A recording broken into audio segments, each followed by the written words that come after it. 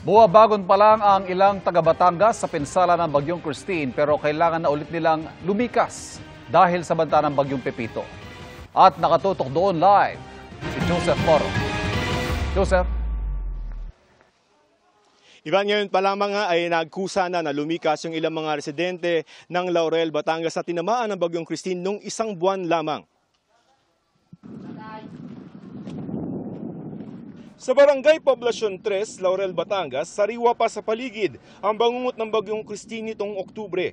Tambak ang putik at mga punong kahoy na pinatumba at inanod ng baha. Ang mga pulis, pinakikiusapan na mga residente lalo na yung katabi ng Bugaan River na lumikas. Okay lang po, para sa kaligtasan po namin. Nakakatakot siya pag hindi kami kasi malapit na kami sa ilog. Preemptive evacuation po. Preemptive. Para po hindi na po mangyari yung katulad na nangyari ito nung nakadaan sa Bagyong Christine. Itong Bugaan Bridge dito sa Batangas ang winasak noon ng Bagyong Christine nung manalasa siya dito sa probinsya ng Batangas. Ngayon, itong Barangay Bugaan sa Laurel ang ibinabantayan ngayon ng mga otoridad para sa posibleng epekto naman ng Bagyong Pepito dahil kung tutuusin ngayon pa lamang bumabangon ang mga taga rito. Ang mga pontoons na nagsilbing temporary bridge matapos mawasak ang tulay, tinanggal muna ng mga taga-Philippine Coast Guard Southern Tagalog para hindi madala ng tubig sakaling bumaha na naman. Mag-iisang buwan pa lamang nang manalasa ang Bagyong Christine sa Batangas. Marami sa mga bahay may lupa pa galing sa nakaraang pagbaha.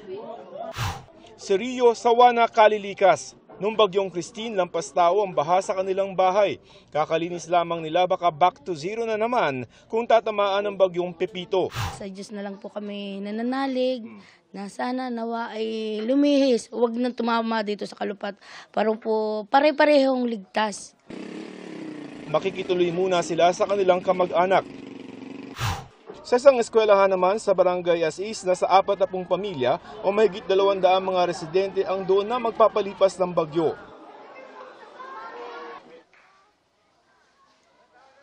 Naka-heightened alert ngayon ng probinsya kaya naman nanawagan yung lokal na pamahalaan sa mga residente ng kooperasyon lalo na kung kinakailangan magdagdag ng mga residenteng ililikas. Evan?